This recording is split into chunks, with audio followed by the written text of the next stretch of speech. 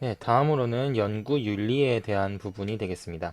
연구 윤리 같은 경우에는 이제 이것을 지키지 않았을 때, 이걸 지키지 않았을 때, 그때 이제 여러 가지 문제점이 생길 수가 있겠죠. 뭐냐면은 대표적으로 자기가 학계에 계속 남고 싶다. 이런 이제 꿈이 안 되게 될 수 있고요. 또한 내 졸업과 어, 상관된 문제기도 합니다. 연구 윤리를 지키지 않았을 때 그의 발각이 됐을 때는 졸업이 안 되기도 하고요. 그래서 굉장히 많은 문제점이 생길 수가 있는 그런 상황이기 때문에 뭐가 연구 윤리고 아닌 것에 해당이 되는지를 잘 알아야 됩니다. 근데 이제 처음 대학원생들이 된 입장에서는 사실 이건 연구 윤리가 아닐 것 같은데 연구 윤리에 해당하는 것이 있고요. 혹은 이거는 좀 연구 윤리에 어긋나는 것 같은데 연구 윤리에 해당되는, 그러니까 연구 윤리가 맞는 그런 것도 있는 것 같고, 그리고 이건 연구 윤리상 될 것 같은데 근데 안 되는 경우도 있습니다. 그래서 굉장히 헷갈리는 부분이라서 몇 가지를 이제 짚고 넘어가면 되겠습니다. 표절의 경우가 이제 가장 많이 헷갈리는 것인데요. 사실 직접 표절, 이것은 너무나 이제 잘 아는 일반 사람들이나 학생들뿐만 아니라 대중에게도 잘 알려진 직접 표절이 이제 대표적인 표절의 유형이 되겠죠. 이거 같은 경우 뭐 의도성을 가진 표절이라고 할 수가 있습니다.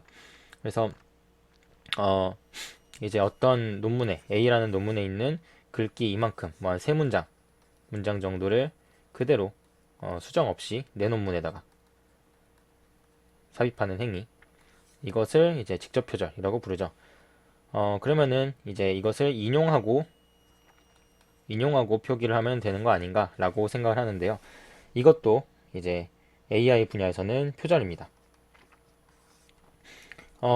이게 이제 어떤 논문, 예를 들어 A라는 논문에 있는 특정 문장을 뭐세 문장이든 두 문장이든 한 문장이든 특정 문장을 어, 인용하고 이제 내 논문에 실는 경우가 표절이냐 아니냐가 분야마다 다릅니다. 그래서 이건 약간 뭐 학자 그 처음 대학원생들이 된 입장에서는 생각을 잘 못했던 부분일 수도 있는데요. 표절의 그 관행이 연구 분야마다 굉장히 꽤 많이 다릅니다. 그래서 인문계 쪽, 인문계 쪽은 인용만 했다라면은 과도하지 않게 예를 들어 세 문장 정도를 인용을 해서 내 논문에 싣는 거. 그러니까 이렇게 따옴표 처리를 해가지고 내 논문에 싣고 이 문장은 어디서 가져왔다라고 이제 표시를 해두면은 이건 문제가 안 될 경우가 대부분입니다. 인문계 쪽에서는 이게 문제가 안 되는데요. 근데 AI나 뭐 다른 공학 분야도 마찬가지입니다. 그러니까 이공계 쪽에서는 떤 경우든 인용을 하더라도 문장 자체를 그대로 가져오는 것, 내 논문에 가져오는 것은 직접 표절에 해당된다라고 할 수 있습니다. 그래서 이렇게 얘기할 수 있고요. 또 한 가지 이제 또 직접 표절에 해당되는 게 다른 논문에 있는 그림을 사용하는 것입니다. 다른 논문, A라는 논문에 있는 그림을 인용을 하고 내 논문에 가져오는 경우, 인용을 했더라도 이것은 표절입니다. 그래서 인용을 했더라도 표절에 해당이 되고요. 근데 이 그림 자체가 이제 오픈소스인 경우가 있습니다. 이 그림 자체의 저작권이 설정되어 있지 않은 경우가 있는데요. 그 경우는 그림을 인용하고 표기를 하더라도 문제가 없습니다. 대부분의 경우에는 논문에 있는 그림은 오픈소스가 아닐 경우가 대부분입니다. 저작권이 있는 경우가 대부분이라서 그냥 쉽게 생각하자면은 다른 논문에 있는 그림을 내 논문에다가 이렇게 그 편집 없이 삽입을 하고 인용을 하더라도 그거는 표절에 해당이 된다. 이렇게 얘기를 할 수가 있습니다. 그리고 모자이크 표절 같은 경우에는 A 논문, B 논문, C 논문이 있을 때 다섯 단어는 여기서 가져오고 나머지 다섯 단어는 여기서 가져와서 C 논문에서 다섯 단어 가져와서 문장 하나 만들어서 내 논문에다가 넣는 경우, 이것을 모자이크 표절이라고 할 수가 있습니다. 그래서 이 모자이크 표절 같은 경우에는 옛날에는 이렇게 하더라도 걸리지 않았기 때문에 사람들이 굉장히 많이 이런 식의 시도를 실행했던 것으로 알고 있는데요. 근데 최근에는 카피킬러 이런 것들이 나오면서 이런 것들이 100% 걸립니다. 그래서 시도를 안 해야 된다. 그러니까 이런 건 절대로 하면 안 된다라고 할 수가 있습니다. 그리고 자기 표절 이 부분부터 약간 처음 이제 대학원생이 된 학계에 처음 들어온 학생들은 모르는 분야일 수도 있는데요. 자기 표절은 뭐냐면은 앞서서도 잠깐 설명을 했지만 연구 성과는 하나인데 이것을 두 개 이상의 논문으로 논문 A, 논문 B 이렇게 두 개 이상의 논문으로 내는 것입니다. 뭐 이때 글은 다를 수가 있습니다. 글도 다를 수 있고 사용된 그림은 다를 수가 있죠. 근데 연구 성과 그 실험 자체가 하나였다 라고 하는 경우, 이 경우 이제 자기 표절에 해당이 됩니다. 그래서 뭐 실험의 수치가 똑같겠죠. 일반적으로 실험의 그 표에 있는 수치가 일반적으로는 똑같고요. 그래프도 일반적으로는 뭐 색깔만 바꾼다든지 이런 식으로 해서 이제 진행을 하는 경우, 연구 성과는 하나고 실험 수치가 똑같은데 이걸 2개 이상의 논문으로 펴내는 것을 자기 표절이라고 부릅니다. 근데 앞서서 얘기했다시피 이제 이 자기 표절은 연구 성과에만 해당되는 내용이라서 이제 프로시딩이 남지 않는 워크숍 같은 데에서 발표를 하고 그것을 발전시켜서 이제 성과에 해당이 되는 프로시딩이 나오는 그런 학회에다 제출하는 건 오히려 장려되는 그런 일이다 라고 할 수가 있습니다. 그래서 뭐가 공식 성과에 해당이 되는지를 잘 살펴보고 성과가 아닌 것에서 성과로 가는 것에는 이 자기 표절에 해당되지 않는다 라고 생각을 하면 되겠습니다. 그리고 아이디어 표절 같은 경우는 뭐 이런 경우는 뭐 요새 거의 없다라고 할 수가 있겠죠. 그래서 뭐 하기도 힘들고, 그래서 다른 사람들의 아이디어를 가져와서 자기 것처럼 사용하는 경우가 되겠습니다. 그래서 표절을 방지하기 위해서는 항상 추천 인용하고 직접 인용은 따옴표를 하고 이렇게 얘기를 할 수가 있는데요. 이 위에 2개는 AI 분야에는 해당되지 않는 내용입니다. AI 분야는 이렇게 하더라도 표절이다.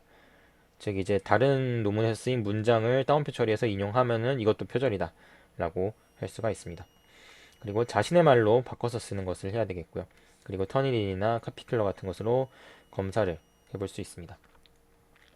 그리고 이중 제출, 이것도 연구 윤리상 금지되는 행위가 되겠습니다. 일전에 잠깐 얘기를 했었죠. 한 논문이 있다면 이 논문 A는 한 곳에서만 심사를 받고 있어야 합니다. 한 곳에서만 심사를 받고 있어야 하고 2곳 이상에서 동시에 심사를 받고 있으면은 그게 연구 부정행위다 라고 할 수 있습니다. 그래서 같은 논문을 동시에 2저널에 제출, 2개 이상의 저널에 제출, 같은 논문을 동시에 저널 각 개에 제출, 거의 동일한 내용으로 다른 곳에 제출, 이미 출판된 내용을 다시 제출, 이런 것들이 다 이중 제출에 해당되는 내용이 되겠습니다. 근데 허용되는 경우가 이제 학회 논문을 약간 확장해서 새 저널 논문을 내는 경우인데요. 이것도 최근에는 거의 이제 연구 부정행위로 좀 보고 있는 추세라고 해가지고 이것도 추천은 제가 이제 못하겠습니다. 그래서 허용되는 경우라고 써놓기는 했는데 뭐 최근에 이것을 연구 부정행위로 많이 생각을 하는 여론들이 늘어난 것 같습니다. 그래서 학회 논문을 확장해서 전외 논문화 시키는 것을 약간 최근에는 좀 급히시하고 있는 그런 추세인 것 같고요. 뭐 허용되는 경우, 다른 경우는 아카이브에 낸 것을 전원 학회에 제출하는 이런 것은 당연하게 허용이 된다 라고 할 수 있고, 워크샵 페이퍼를 풀페이퍼라는 것도 이것도 허용이 된다. 그리고 리젝 후 다른 곳에 제출하는 것도 허용이 된다 라고 할 수 있습니다. 그리고 데이터 조작 위조 같은 경우는 당연하게도 금지 행위가 되겠고요. 존재하지 않는 데이터랑 변조를 하는, 그러니까 수치를 다르게 표시하는, 그리고 그런 것들은 안 된다라고 할 수가 있고요. 그리고 이건 생물학 분야인데 예전에 이제 생물학계에서 이제 이슈가 됐던 논란이 세포 사진 같은 것을 조작을 해가지고 약간 사실 성립하지 않는 실험인데도 된 것처럼 보이게 그렇게 세포 사진을 조작한 사건들이 몇 건 있었죠. 그래서 그런 것들을 주의해라 라고 할 수가 있게 되겠고요. 그리고 기여를 했지만 저자에서 제외한, 그러니까 기여를 안 한 사람을 이제 유령 저자라고 해가지고 저자에 넣는 그런 행위가 또 윤리 위반이고, 그리고 기여 없이 저자에 포함하는 경우, 그리고 어떤 뭐 지도교수나 이런 사람의 압력으로 저자의 순서가 기존과 다르게 변경되는 경우라고 할 수 있습니다. 그래서 보통 저자의 순서는 연구를 시작하는 단계에서 보통 협의를 합니다. 이 연구는 네가 1저자, 너는 2저자 라고 해서 1저자가 실험의 대부분을 수행해 이 상태에서 시작해라고 시작 단계에서부터 저자의 순서를 미리 합의를 하는 경우가 대부분이 되겠고요. 왜냐면은 실험이 끝나고 나서는 누가 더 이제 기여를 많이 했냐 이게 되게 애매하거든요. 그래서 애초부터 시작 단계에서 저자의 순서를 협의를 해야 된다라고 할 수 있습니다. 그리고 모든 저자가 그 저자의 순서에 동의를 해야지만 제출할 수가 있습니다. 그리고 conflict of interest라고 해서 우리는 conflict of interest가 없다라는 식으로 이제 스테이트먼트를 하나 써서 제출된다라고 얘기를 했었죠. 그래서 이익 충돌은 보통은 이제 누구한테 돈을 받고 연구를 수행하는 경우 이게 이익 충돌이 될 수도 있다라는 식으로 이제 글을 쓰는데요. 보통은 이거는 뭐 없는 경우가 대부분이기 때문에 그래서 그냥 없다라고 해가지고 제출하는 경우가 대부분입니다. 그래서 어서는 conflict of interest가 없다라고 declare 선언한다라고 해서 제출을 하면 되겠습니다. 그래서 연구윤리 위반하는 경우에는 논문 철회나 학위 취소, 연구비 박탈 이런 것들이 되고 뭐 취업도 안 될 수도 있고요. 그래서 이런 결과들이 초래될 수 있다라고 할 수 있습니다. 그리고 이제 저널에 제출할 때 키워드라는 걸 같이 제출해라. 뭐 학회도 마찬가지인데요. 이 연구의 키워드를 같이 제출해라 라고 하는 경우가 최근에 대부분이 되겠습니다. 그래서 키워드라는 것은 이 연구에 해당하는 그 말 그대로 키워드죠. 뭐 키워드를 다른 용어로 바꾸면 오히려 더 이상해질 것 같은데요. 그래서 논문 검색을 위한 핵심 단어가 되겠습니다. 일반적으로 4개에서 6개의 키워드를 선정을 해서 저널이나 학회에다가 제출하면 되겠고요. 논문의 핵심 주제를 포함해야 되겠고, 그리고 이제 제목이 없는 단어를 포함을 해가지고 해야 됩니다. 근데 너무 일반적인 단어를 하면 안 되고, 예를 들어 딥러닝 AI 이런 것들 하면 안 되고, 좀 이제 이 연구의 핵심이 되는 건데 브로드하지 않은 그런 걸로 해야 됩니다. 예를 들어 스케일렛 이런 논문을 제출한다라고 한다면 오브젝트 섹션, 멀티 스케일 피처 퓨전, 어텐션 메커니즘 이런 것들이 이제 키워드가 될 수가 있는 것이죠.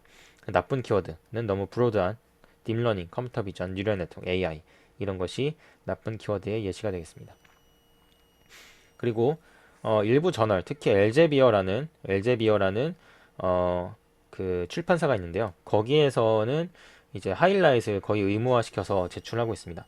하이라이트는 뭐냐면은 이제 그 논문을 이제 요약할 수 있는 세 줄 요약이라고 할 수가 있습니다. 그래서 쉽게 말해서 세 줄 요약이고 문장 형태로 세 줄 정도로 해가지고 이 논문을 요약하는 것입니다. 그래서 대략적으로 이렇게 적으면 되겠습니다. 그래서 보통은 뭐 85자, 한 개당 85자 이내로 해가지고 3개에서 5개 정도로 요약해서 써라 라는 것이고요. 우리는 뭐를 그 프로포즈 하는 것이고 우리의 그 알고리즘은 어떤 이론을 가지고 있고 해봤더니 좋았다. 뭐 이런 내용들을 세 줄 요약하면 되는 것이고요. 그래서 보통 엘제비어라는 출판사에 해당하는 저널을 낼 때, 뭐 엘제비어라는 출판사가 되게 거대한 출판사라서 SCI 이에 해당하는 저널들의 상당히 많은 부분이 엘제비어 출판사에서 내고 있습니다. 뭐 정확하게 숫자는 모르겠지만 대략적으로 한 500개 정도의 저널이 엘제비어 출판사 소속이 아닌가 그렇게 생각이 되는데요. 그래서 그 정도로 많은 이제 저널들을 가지고 있는 출판사이기 때문에 엘제비어 출판사에 제출할 때가 많은데 그때 이제 하이라이트라는 걸 같이 제출해야 되는데 이 하이라이트는 세 줄 요약하는 것이다. 그래서 이것을 논문 제출 시에 같이 제출해야 된다라고 할 수 있습니다. 그리고 데이터 어베일리먼트 스테이트먼트도 같이 제출해야 되는 경우가 많고 이것은 우리의 코드를 어디다 공개해냈다 이런 것을 선언 형태로 한 줄에서 2줄 정도로 적는 것입니다. 그리고 코드도 마찬가지고요. 그리고 컴퓨팅 인터레스트라고 해가지고 COI를 적는 것이 되겠고 앞에서 얘기를 했었습니다. 펀딩 스테이트먼트라고 해서 에크놀러지먼트랑 별개로 우리의 이 돈을 주는 기관이 어딘지를 적는 것이 되겠고 보통 과제 번호라는 것을 같이 적어야지만 그 과제의 성과로 인정이 됩니다. 그래서 이걸 굉장히 주의해서 잘 적어야 된다라고 할 수가 있고요. 보통 우리나라에서는 이 코리안 거벌먼트 MSIT가 이제 과기정 동부인데요. 그래서 코리안 거벌먼트가 돈 준 거다라고 이렇게 진행을 하면 됩니다. 이렇게 쓰는 경우가 대부분이다라고 할 수 있고 이것은 꼭 지도교수에게 물어봐라 라고 할 수가 있습니다. 굉장히 중요한 부분이기 때문에. 그리고 이제 어설 스테이먼트가 여러 개가 이제 별도의 문서로 제출해야 되는 경우가 저널들이 이런 거를 할 때가 많습니다. 예를 들어 에크노러지먼트도 워드나 PDF로 하나 제출하고 이 크레딧이라는 것도 PDF로 하나 제출하고 이걸 별도의 문서로 제출을 요구하는 경우도 많고요. 그 어서 가이드라인에 맞춰서 따라서 잘 진행을 해야 됩니다. 리젝을 받았을 때 리젝을 받는 경우는 흔하다라고 했었죠. 유명 학회의 경우 70%가 리젝이고요. 70에서 80%가 리젝이고 우리가 일반적으로 내는 저널의 경우 마찬가지로 한 60에서 70%가 리젝입니다. 그래서 논문 게재 거절을 받는 경우는 상당히 흔하다 이렇게 얘기를 할 수가 있습니다. 그래서 일단 먼저 리젝은 흔한 일이다라는 것을 마음속에 염두를 해두면서 이제 다음 단계를 결정을 해야 됩니다. 그래서 수정 후에 다른 저널을 이제 제출하거나 수정 후 같은 저널을 재제출하는 경우는 이제 가능한 경우만 그렇게 해야 되겠죠. 그래서 리젝 앤 리서밋일 때 그럴 때만 이제 진행을 해야 됩니다. 혹은 연구 방향을 아예 틀어가지고 새롭게 논문을 절반 이상 고쳐야 되는 경우도 있을 수가 있고요. 그래서 다른 저널을 잘 선정을 해서 다시 제출을 하고요. 리젝할 때 어필을 이제 할 수도 있는데요. 그러니까 이 리뷰어들은 완전히 잘못했다라고 어필을 할 수도 있습니다. 근데 일반적으로는 거의 안 한다라고 보면 되고요. 저는 개인적으로 한 번도 해본 적은 없습니다. 그래서 이 어필이라는 것은 특수한 경우에만 해당이 되는데, 예를 들어 이해충돌 의미심, 그러니까 이 리뷰어가 내가 아는 사람인 것 같고 근데 그 사람이랑 사이가 안 좋은 상태다, 이게 거의 확실할 때, 뭐 그때만 어필한다 라고 생각하면 그렇게 생각을 해도 괜찮지 않을까 합니다. 그래서 그 어필할 때는 이런 식으로 해야 된다 라고 할 수가 있고요. 그리고 리비전 연장하는 기한을 연장하는 경우가 있을 때, 그때도 이제 교신 저자 이름으로 편지를, 메일을 써야 됩니다. 그리고 저자 리스트를 변경할 때 이럴 때도 메일을 써야 되는데, 근데 이제 저자 변경은 일반적으로 안 된다 라고 보면 됩니다. 그래서 뭐 특수 상황이긴 하지만 안 된다 라고 보는 게 마음이 편하고요.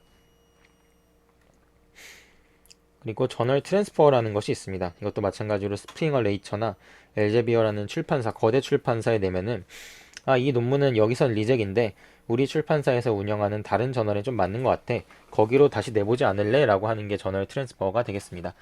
그래서 리젝 후에 같은 출판사 내 다른 저널로 이동시켜 줄게 라는 그런 제안인데요.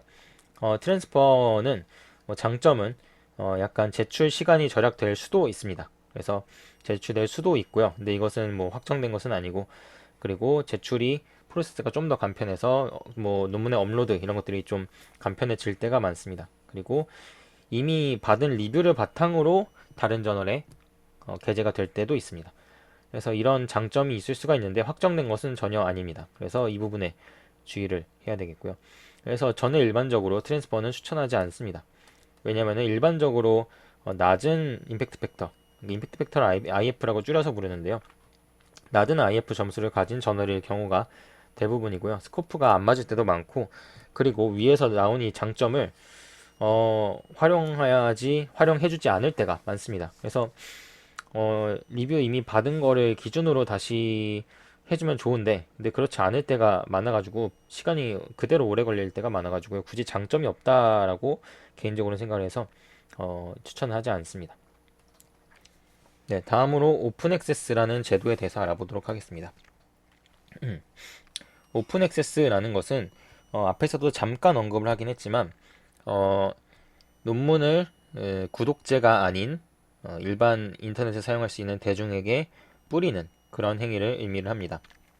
그래서 일단 논문의 구독에 대해서 알아볼 수가 있는데요. 논문이 아니라 사실은 저널이죠. 저널의 구독. 구독이 뭔가?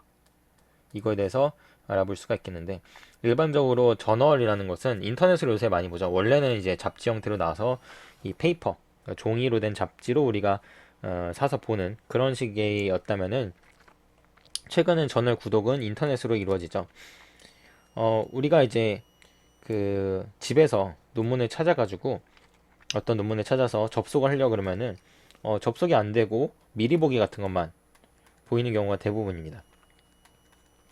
미리 보기 같은 것만 보이고 그 논문이 보이지 않는 경우가 대부분이고요. 그것은 내가 구독을 안 했기 때문입니다. 보통 일반적으로 저널 구독은 학교에서 단체로 진행을 합니다. 그래서 학교에서 이 구독할 저널들의 리스트를 선정을 해가지고 그 구독을 단체로 이제 진행을 하고요. 학교가 단체로 진행을 해서, 그래서 학교 IP로 접속을 하면은 그 학교가 구독한 저널에 있는 논문들을 볼 수가 있습니다. 이 구독은 당연하게도 구독료를 내죠. 돈을 내고 학교가 저널을 구독을 하고, 그리고 학교 IP, 학교 와이파이 같은 것으로 접속을 하면은 내가 학교 내에서는 그 논문을 그 저널에 있는 논문들을 접속을 해서 볼 수가 있는 것입니다.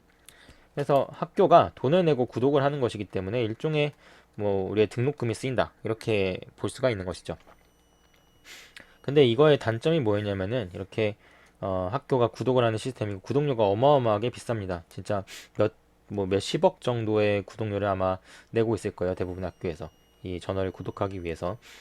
근데 이게 한국에 있어서는 별 문제가 아니지만 제3세계 예를 들어 아프리카 나라들 아프리카 나라들은 몇십억의 구독료를 내고 저널을 구독할 그럴 예산이 일반적인 학교에서는 잘 없습니다.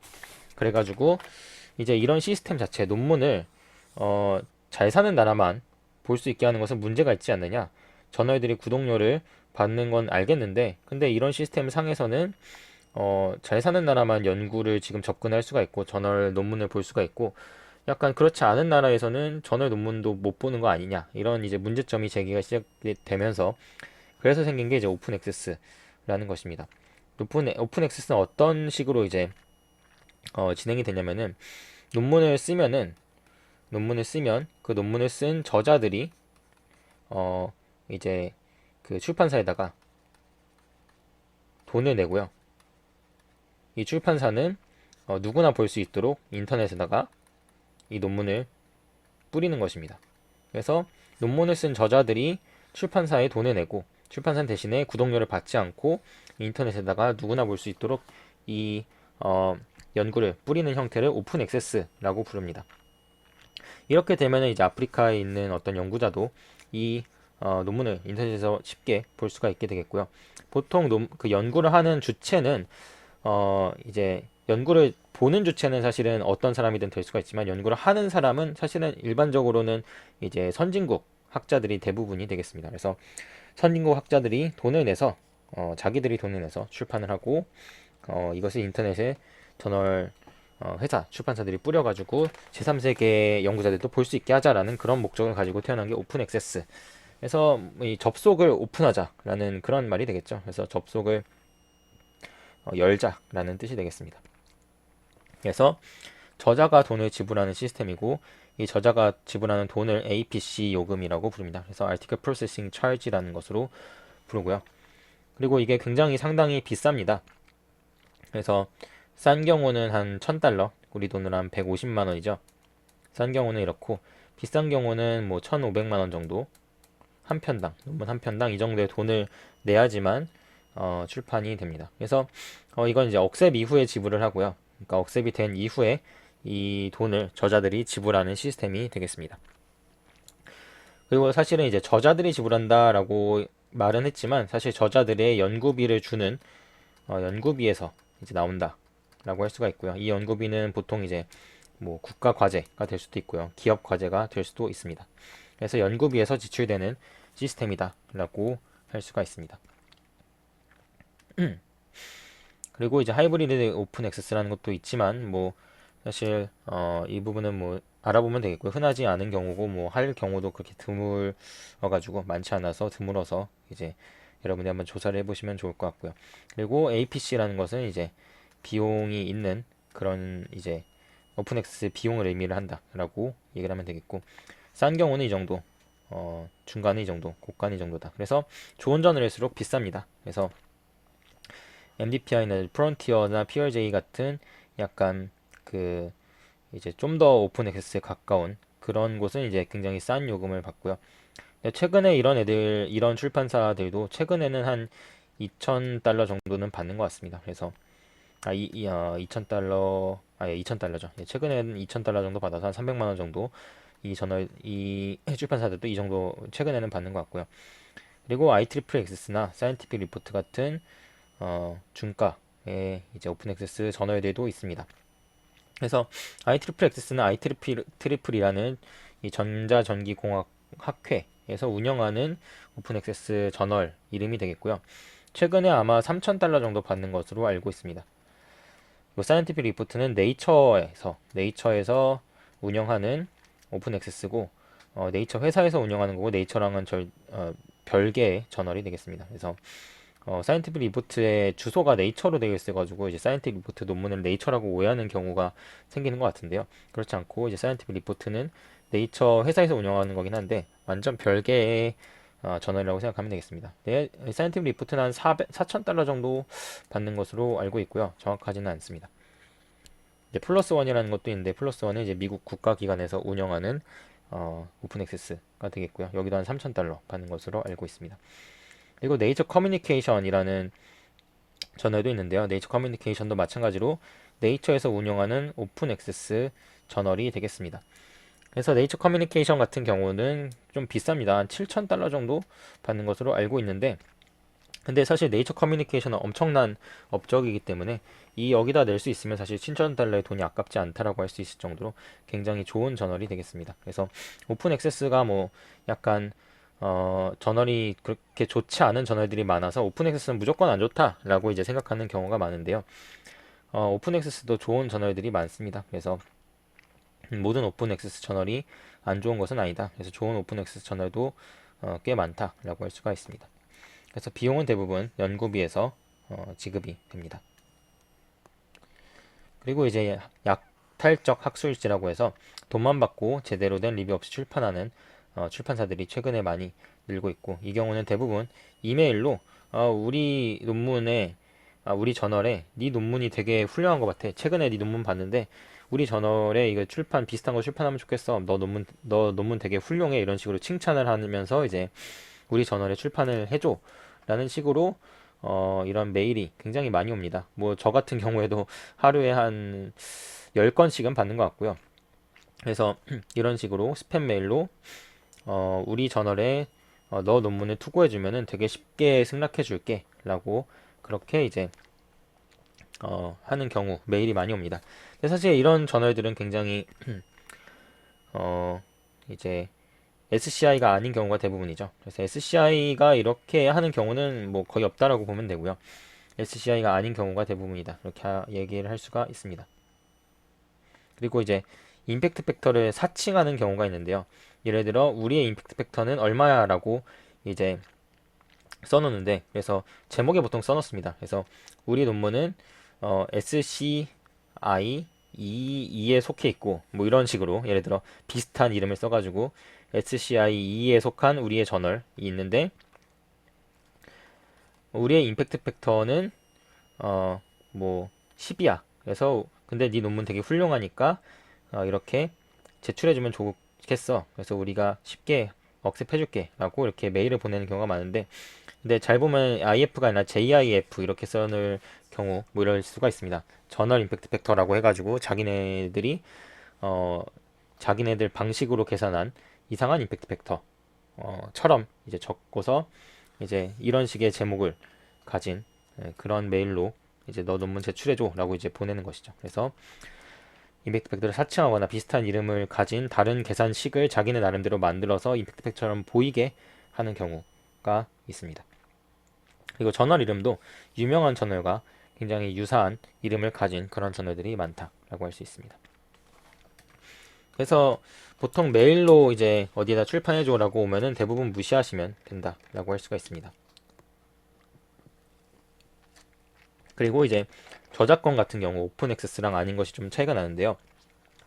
오픈 액세스가 아닌 일반적인 논문은 저작권이 출판사한테 모든 저작권이 이전됩니다. 그래서 출판사가 모든 권리를 보유하고 저자도 심지어 저자도 우리의 그림과 글을 사용할 때 출판사의 허락을 필요로 합니다. 근데 오픈 액세스의 경우에는 저자가 저작권을 보유해서 이 논문을 저자 마음대로 해도 됩니다. 출판사는 단순하게 우리의 논문을 가지고 있을 권리만 보유한다 라고 할 수 있습니다. 그리고 이제 자주 묻는 질문을 정리를 해봤는데요. 보통 논문 작성이 얼마나 걸리는지 이건 굉장히 사람마다 당연히 다르겠죠.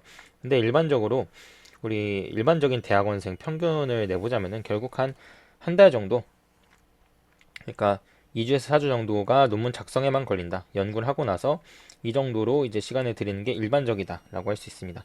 근데 사실 이거는 챗GPT 이전이라고 할 수가 있고요. 챗GPT나 이런 것에 도움을 받게 되면은 이것보다 훨씬 더 빨리 이제 작성이 되는 경우가 많죠. 그래서 최근에는 연구를 마친 이후에 한 1주 정도 걸리는 게 뭐 일반적이다라고 할 수 있을 정도로 우리가 글 작성 생성 AI의 도움을 많이 받아가지고 혜택을 보고 있다. 이렇게 얘기할 수 있습니다. 그리고 영어가 부족할 경우 우리가 이렇게 어떻게 연습을 할 수 있냐면은 좋은 논문을 많이 읽고 그 표현들을 일종의 외우는 식으로 이렇게 진행을 할 수가 있습니다. 그리고 최근에는 챗GPT 등의 도구를 사용해서 우리가 이 학술 논문을 어느 분야의 학술 논문에 쓰고 있는데 이 표현이 어떤지 교정을 해줘. 뭐 이런 식으로 이제 챗GPT한테 요청을 할 수도 있죠.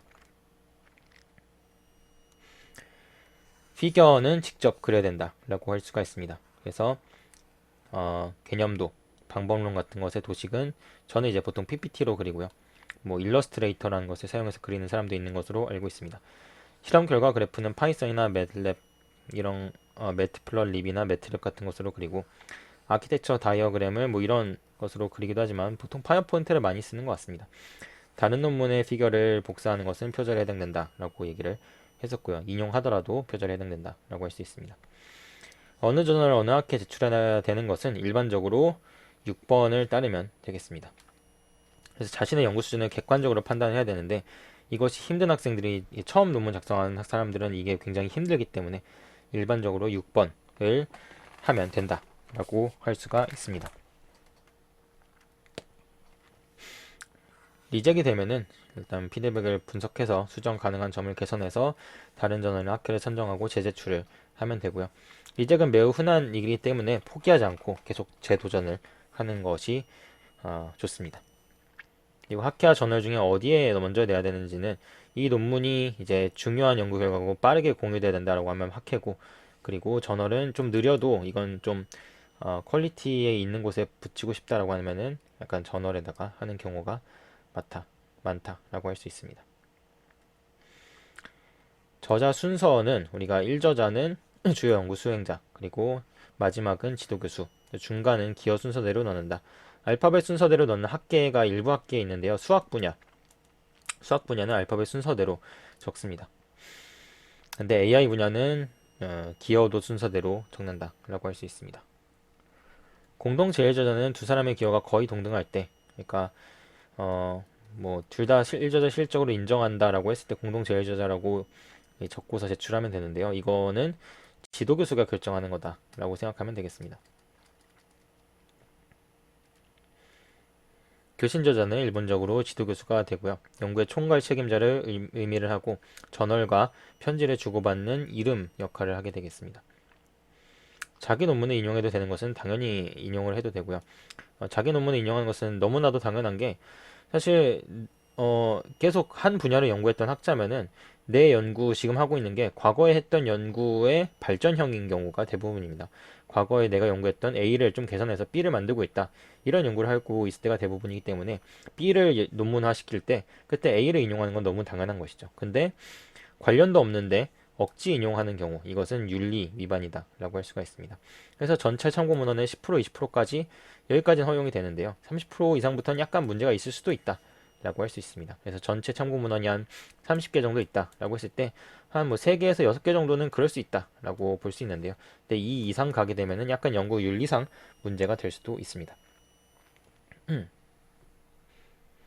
또 이전 학회 논문을 전화에 내도 되냐 이거에 대한 질문이 굉장히 어려운 질문입니다. 그래서 학회마다 다르고 저널마다 달라가지고 이거에 대한 답변은 제가 이렇게 얘기하기는 좀 힘들 것 같고요. 약간 이거는 답이 없는 문제다 이렇게 얘기를 하는 게 좀 더 좋을 것 같습니다. 그래서 옛날에는 여기에 해당되는 내용이 맞았는데요. 30% 이상 수정을 해가지고 저널에 내도 된다라고 이제 옛날 기준 관행으로는 뭐 한 10년 전 기준으로는 맞았는데 근데 지금 현재상으로는 이것도 약간 금지되고 있는 분위기가 되고 있어서 이거에 대해서는 답이 없는 문제다라고 이제 얘기할 수 있고요.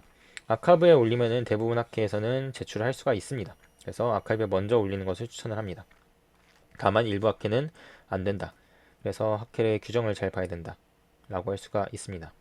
그리고 저널은 금지하는 경우가 꽤 많습니다. 그래서 아카이브에 올라온 논문은 저널은 제출을 금지하는 경우가 많아서 저널에 제출할 거라고 한다면 아카이브에 안 올리는 것을 추천을 합니다. 그래서 많은 것들을 이제 이 것을 통해서 알았을 텐데요. 굉장히 꼼꼼하게 잘 확인을 해야 됩니다. 그래서 새롭게 배운 법칙들이 많다라고 한다면은 그 법칙들을 잘 지키도록 그렇게 얘기를 할 수가 있게 되겠고요. 그리고 리뷰를 대응하는 리버털 레터도 잘 써야지만 억셉이 된다라고 할 수가 있습니다. 그래서 리버털 레터도 진짜 논문 분량만큼 쓰는 경우가 대부분이기 때문에 굉장히 까다로운 작업입니다. 하지만 굉장히 잘 해야지만 논문이 붙기 때문에 굉장히 잘 진행을 해야 되는 그런 부분이다라고 할 수가 있고요. 그래서 좋은 연구랑 좋은 글쓰기를 하게 되면 당연하게도 좋은 논문이 됩니다. 근데 둘 중에 하나만 빠지더라도 좋은 논문이 되지 못합니다. 연구가 아무리 좋아도 좋은 글쓰기를 못하게 된다라고 한다면 좋은 논문으로 인정받기가 어렵습니다. 그래서 논문 작성 같은 경우는 많은 연습을 통해서 향상이 될 수 있는 부분이고요. 좋은 논문을 많이 읽고 많이 쓰게 되면은 그렇게 되면은 이제 좋은 글쓰기를 할 수가 있습니다. 그래서 연구만 아무리 잘해봤자 글쓰기를 못하게 되면은 논문화돼서 좋은 논문으로 인정되지 못한다라고 그렇게 얘기할 수 있습니다. 그리고 마지막으로 이제 앱스트랙 작성법을 얘기하고 끝낼 텐데요. 앱스트랙은 앞서서 얘기했던 대로 인트로덕션 앞에 오는 논문의 요약서가 되겠습니다. 근데 이제 앞에서 얘기를 했지만 이 앱스트랙은 논문과는 별도로 문서로 취급을 하는 시스템이라서 그렇기 때문에 논문의 약어 같은 거나 이런 것도 새롭게 다시 정의를 해야 된다. 이렇게 얘기할 수 있습니다. 그리고 보통 어떻게 쓰냐면은 이런 방식으로 쓰면 됩니다. 이제 3번까지는 뭐냐면은 인트로덕션입니다. 인트로덕션인데 인트로덕션의 각 단락을 한 문장어약 시켜서 쓰면 됩니다. 그래서 인트로덕션이 4단계로 이루어져 있다라고 얘기를 했잖아요. 먼저 그 문제의 제너럴한 스테이트먼트, 그 다음에 그 문제가 무엇이고 기존에 어떤 식으로 해왔고 근데 그게 뭐가 문제가 있어서 우리는 이렇게 제안을 한다. 그 4단계를 한 문장씩 적으면 된다 라고 생각을 하면 됩니다. 그 다음에 리절트 섹션에 있는 문장을 한두 문장, 두세 문장 정도 적어서 주요 결과들을 이런 식으로 예를 들어 스케일넷은 뭐 이것을 3.2% 향상시켰다 뭐 이런 식으로 리저트 내용에 있는 것을 두세 문장 적으면 되겠고요. 마지막으로 우리의 이 연구는 어느 분야에 사용될 수 있다 라는 식으로 한 문장 정도 해서 끝마치면 됩니다. 근데 이 5번 같은 경우 우리의 연구는 앞으로 뭐 어디에 사용될 것으로 기대된다. 이것은 써도 되고 안 써도 되는 그런 문장이 되겠고요.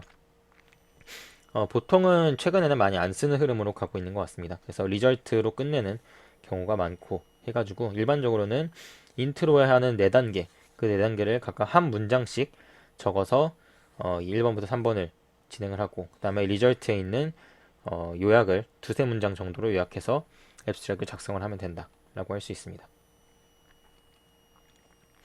그래서 앱스트랙 예시들을 몇 개 보면은 제너럴 스테이먼트로 시작을 해서 근데 무슨 문제가 있었고 우리는 그걸 해결하기 위해서 어떻게 했다 라는 식으로 적으면 되겠고요. 마찬가지로 LM은 뭐다 라고 시작을 해서 우리는 이걸 제시한다. 이 메소드는 결과가 이렇게 나왔다. 이렇게 하고 제너럴한 문장으로 시작을 해서 우리는 뭘 그래서 제시하고 이것은 결과가 어떻게 나왔다 라는 식으로 작성을 하면 됩니다. 그래서 분량은 보통 이제 250단어에서 350단어로 이루어져 있게 되겠고요. 이거는 이제 문장으로 따지면 한 7문장에서 한 9문장 정도 되는 분량입니다. 그래서 이 정도 분량으로 적으면 된다라고 할 수 있습니다.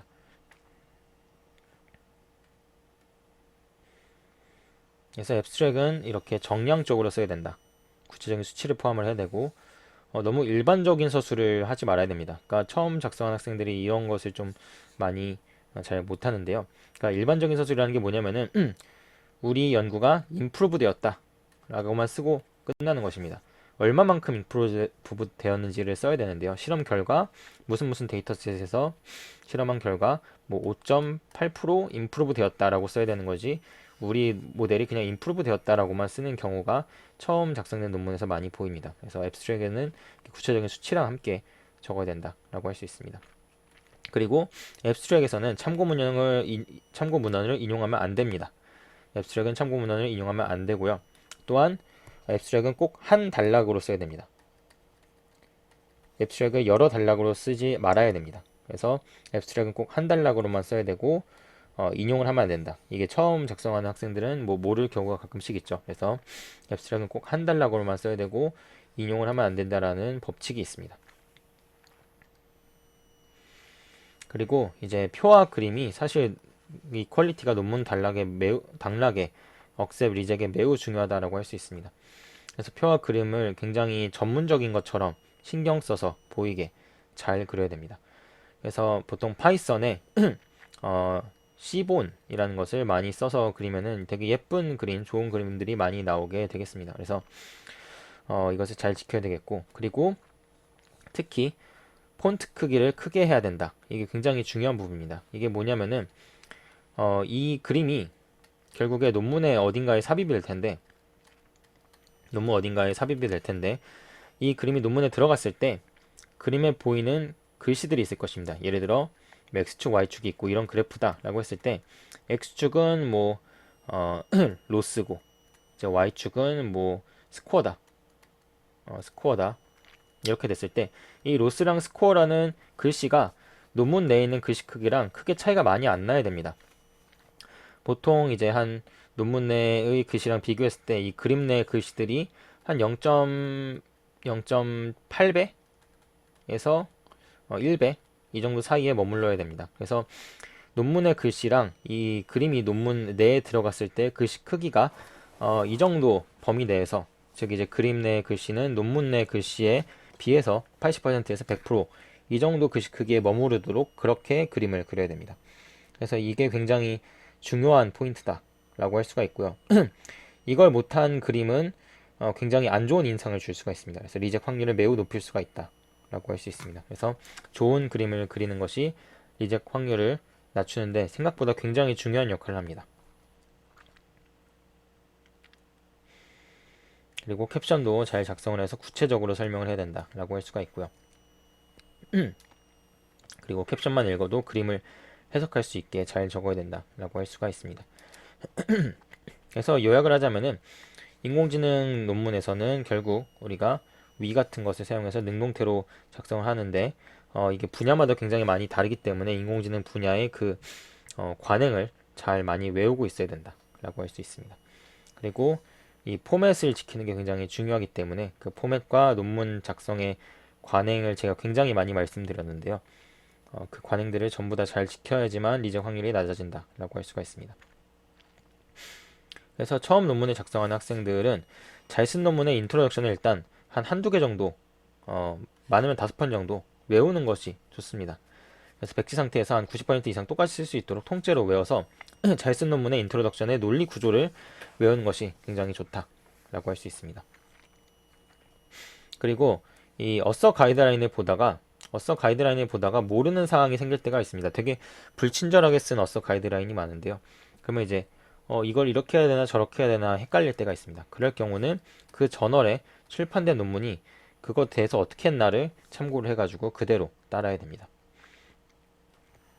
예를 들어 뭐 figure라고 써야 되는지 혹은 fig.이라고 써야 되는지 이게 이제 대표적인 선택 사항이죠. 그래서 어서 가이드라인에 이게 적혀져 있을 때도 있는데요. 근데 그렇지 않을 때가 있습니다. 그러면은 그 해당 저널에 출판된 논문이 fig.이라고 썼는지 figure라고 썼는지를 이제 확인을 해봐야 되는 것이죠. 그리고 문장 구조를 잘 분석을 해서 사용법을 잘 익혀둬야 되겠고요. 그리고 이제 구글 스칼라 같은 것으로 내가 지금 영어로 표현하고자 하는 게 많이 쓰고 있는 것인지 안 쓰고 있는 표현인지를 이제 검색을 해야 되겠고, 뭐 최근에는 챗GPT 같은 것을 써가지고 체크를 해볼 수도 있을 것입니다.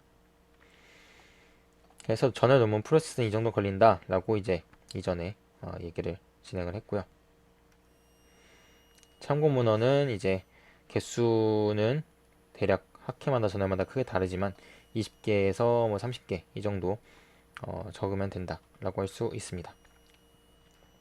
그리고 이제 앞서 얘기했던 엔드노트나 비브텍스 같은 것을 사용을 해서 참고문헌을 관리할 수 있다 라고 얘기를 했었고요.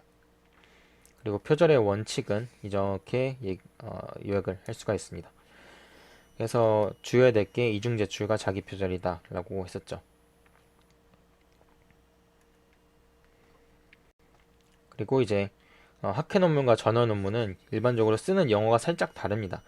학회 논문 같은 경우는 되게 간결한 표현의 핵심이고, 그리고 문장 자체의 길이가 짧은데요. 전원 논문은 문장 자체의 길이가 좀 더 길고 또 설명을 좀 더 자세하게 진행을 합니다. 사실 이 이유는 분량 제한인데요. 분량 제한 때문에 학회 논문은 보통 분량 제한이 있는 경우가 대부분이기 때문에 그 분량에 맞춰서 쓰기 위해 짧아진 거다라고 보면 됩니다. 전에 논문은 대부분 분량 제한이 없기 때문에 길게 써도 상관이 없기 때문에 최대한 자세하게 쓰는 것이고요. 그리고 related work은 학회 같은 경우는 핵심 연구만 간단히 한 문단 정도 적는데 저널은 엄청 이걸 길게 할 때가 많습니다. 저널은 related work을 막 되게 한 3, 4페이지 쓸 때가 많은데요. 학회 논문은 한 보통 3문단 정도 적는 게 일반적인 것 같습니다. 리미테이션도 마찬가지로 학회는 컨클루전에다가 짧게 한 문장이나 두 문장 정도로 적는데요.